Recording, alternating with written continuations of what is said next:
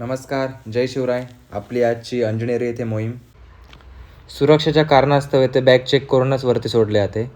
त्याचप्रकारे ते बोर्ड पण लावण्यात आलेले. त्या बोर्डमध्ये आपल्या किल्ल्याचा इतिहास, त्याचप्रकारे कुठल्या कुठल्या गोष्टी किल्ल्यावर बघण्यासारख्या आहे व आपण त्या बघितल्या पाहिजे. त्याचप्रकारे किल्ल्याचा नकाशा, या सर्व गोष्टी या बोर्डमध्ये दाखवण्यात आलेल्या आहेत.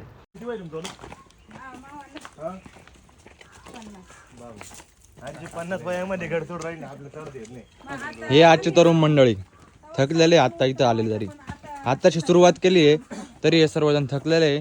आणि या 50 वर्षाच्या आजी या डोक्यावरती पाठी घेऊन हा यांचा रोज खडतर असा प्रवास करत आहे. इथे माकडांना कुठल्याही प्रकारचे खाद्यपदार्थ देण्यास मनाई आहे असं बोर्ड लावलंय, तरी या सगळ्यांना बिस्किट खाऊ घातलं. थोडंसं हसून खेळून झाल्यानंतर आपण पुन्हा एकदा प्रवासाला सुरुवात केलेली आहे. श्री दिगंबर जैन प्राचीन तीर्थक्षेत्र अंजनेरी. आपण बघूया इथे काय आहे. आता इथे एक प्राचीन दिगंबर जैन गुफा आहे. त्याचप्रकारे पाण्याची टाकीसुद्धा आपल्याला आढळून आलेली आहे. आपण बघू शकता इथे. अंजनीपुत्र बजरंगबली यांच्या किल्ल्यावरती आपल्याला साक्षात बजरंगबलीचं दर्शन झालेलं आहे. आपण बघू शकतो. आई आपल्या पिल्लाला कुशीमध्ये घेऊन बसलेली आहे, हे आपण बघू शकता. आई ही आई असते, मग ती कोणत्याही रूपात असो, हे आपल्याला या चित्रातून स्पष्ट होते. गडावरती ठिकठिकाणी अशा खुणा दिसत आहे जेणेकरून कुठलाही भक्त येथे रस्ता चुकू नये. चला पुढे जाऊन थोडी विश्रांती घेऊ. आपल्यासोबत असणारी सर्व तरुण मंडळी सावलीचा आसरा घेत उन्हापासून बचाव करण्याचा प्रयत्न करत आहे. थोडी विश्रांती घेऊन आपण अंजनी मातेच्या मंदिरात दर्शनासाठी जाऊया. मंदिराजवळ आल्यानंतर आपल्याला 2 पाण्याच्या टाक्या दिसत आहे आणि या साईडला मंदिर आहे. आपण मंदिरात जाऊन दर्शन घेऊया. अंजनी मातेच्या मंदिरात इथे सर्वत्र आपल्याला रामनामाचा जप दिसतोय. इथे सर्वत्र आपल्याला रामनाम लिहिलेलं दिसत आहे, आपण बघू शकता.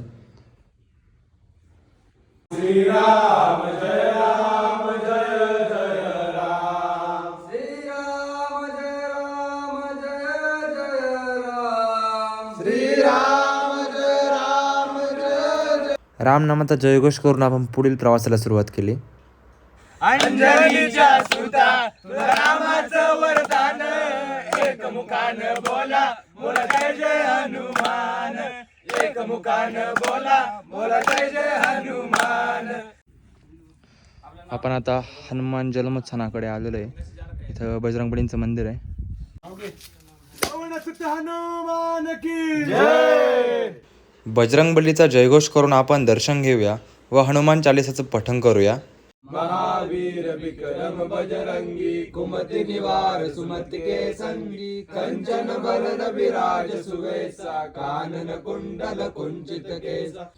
मंदिराच्या उजव्या साईडला भगवा ध्वज अतिशय डौलाने फडकतोय. वरून आपण नीट निरखून बघितलं, अगदी हुबेहूब हनुमानाच्या पायाचा ठसा आपल्याला इथे बघायला मिळतो. आता आपण जो पायाचा ठसा बघितला बजरंगबलींचा, त्या जागेचा इतिहास असा आहे, जेव्हा बजरंगबलींनी सूर्याकडे झेप घेतली होती तेव्हा तो पायाचा ठसा पडला आहे, आज त्या जागेचा इतिहास आहे. आणि त्या जागेवरती आता पूर्ण प्रकारे पाणी भरलेलं होतं, त्यामुळे आपल्याला तो पायाचा ठसा दिसलेला नाही, पण तरी तो आकार आपल्याला समजू शकतो की ते बजरंगबलींच्या पायाचा ठसा आहे. जर त्यांच्या पायाचा ठसा एवढा मोठा आहे, त्यांचं रूप किती रौद्र असू शकतं हे आपल्याला समजतं. जय श्रीराम. मंदिराच्या दुसऱ्या साईडला सीता गुफेकडे जाण्यासाठी हा एक मार्ग आहे. आपण आपल्या जीवलगांसोबत या सीता गुफेकडे जाऊया व दर्शन घेऊया. वाटेमध्ये असणारे आपले हे सुंदर दृश्य आपलं मन मोहून घेत आहे. अत्यंत घनदाट असे झाडे इथे आणि या झाडांच्या सावलीतून आपण सीते गुफेकडे चाललोय. सुंदर अशा झाडं आहेत, त्या झाडांची सावली भेटली आपल्या एवढ्या भरुणामध्ये. डायरेक्ट स्वर्गसुख झाडांची सावली म्हणजे. आपण आपल्या जीवलगांसोबत या सावलीतून सीतेगुफेकडे कूच करतोय. समोरच आपल्याला सीतेगुफेचं दर्शन होत आहे. आपण मध्ये जाऊन बघूया. मध्ये गेल्यानंतर आपल्याला अतिशय सुंदर असं दगडी कोरीवकाम बघायला मिळतं. सर्व देवतांचे दर्शन घेऊन आपण सीतेगुफेतून बाहेर पडूया. आता आपण जो सीतेगुफा बघितली इथं, त्या जागेचा इतिहास असा आहे, जेव्हा श्रीरामांनी सीतेला लंकेवरून परत आणलं होतं तेव्हा त्याच्यानंतर राम, लक्ष्मण व सीता इथे अंजनी माता यांना भेटण्यासाठी आलेले होते व या ठिकाणी त्यांनी विश्राम केला आहे. ती ही जागा आहे, आपण बघू शकता. सीतेगुफेतून बाहेर आल्यानंतर आपल्याला येथे अस्ताव्यस्त पडलेल्या पाण्याच्या बॉटल तसेच प्लॅस्टिकचा कचरा पडलेला दिसतोय. आपण रौद्र प्रतिष्ठान हिंदुस्थान यांच्या सहयोगाने येथे साफसफाई करूया. माझी सर्वांना एक कळकळीची विनंती, जे कोणी मित्र, फॅमिली असो किंवा मित्रमैत्रिणी असो, गडावरती फिरण्यासाठी किंवा ट्रेकिंगसाठी जात असाल तर कृपया जेवढा शक्य आहे तेवढा कचरा खाली आणा. कारण की अतिशय घाण करण्याचं काम जे आताचे तरुण करत आहे ते कुठंतरी आपण थांबवलं पाहिजे. कारण की हाच वारसा आपल्याला जपायचा आहे, आपल्या पुढच्या पिढीपर्यंत न्यायचा आहे. आपला अतिशय प्राचीन इतिहास आहे ह्या गडकिल्ल्यांवरती. भरपूर कचरा आम्ही गोळा करण्याचा प्रयत्न करतो आहे, पण काही ना काही कमी आमच्याकडून पण पडतं आहे. एवढं सगळं गोळा करणं शक्य नाही आहे. त्यामुळे तुम्ही थोडंसं मोलाचं सहकार्य करा, जेणेकरून आपलेच गडकिल्ले स्वच्छ राहतील. सर्व प्रकारची साफसफाई करून झाल्यानंतर आम्ही श्री दत्तगुरूंचे दर्शन घेतले. कडाक्याचे ऊन असल्याकारणाने गाईलाही तहान लागली होती. गाईला पाणी पाजून आम्ही पुढे निघालो. पाण्याच्या टाक्यांमध्ये आपल्याला अतिशय प्रमाणात कचरा बघायला मिळतो आहे. ही खरंच खूप दुर्दैवी गोष्ट आहे. आता आपण परतीच्या प्रवासाला आहे. परतीचा प्रवास, कडाक्याचं ऊन, पाठीवरती बॅग आणि हातामध्ये कचऱ्याची गोण, हे बघून तुम्हाला एकच विनंती करतो मी की कृपया आपल्या गाड्यांचं पावित्र्य राखा. परतीच्या प्रवासात आपल्याला वानरराज भेटले. मग त्यांना खायला देऊन आपण पुढे निघालो.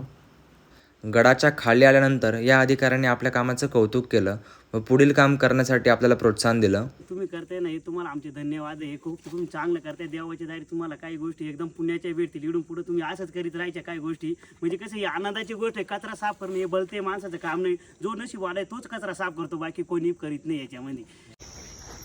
आपण आता अंजनेरी किल्ल्यावरून खाली आलेलो आहे. इथे शेजारी एक अंजनेरी गाव आहे. आपण त्या गावामध्ये आलेलो आहे. इथं हनुमानाची सर्वात मोठी मूर्ती आहे, आपण बघू शकतो.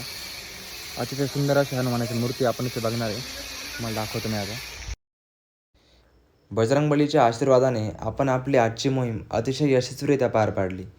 पुन्हा भेटूया अशाच एका नव्या मोहिमेत. तोपर्यंत सर्वांना जय शिवराय, जय शंभूराजे, जय बजरंगबली.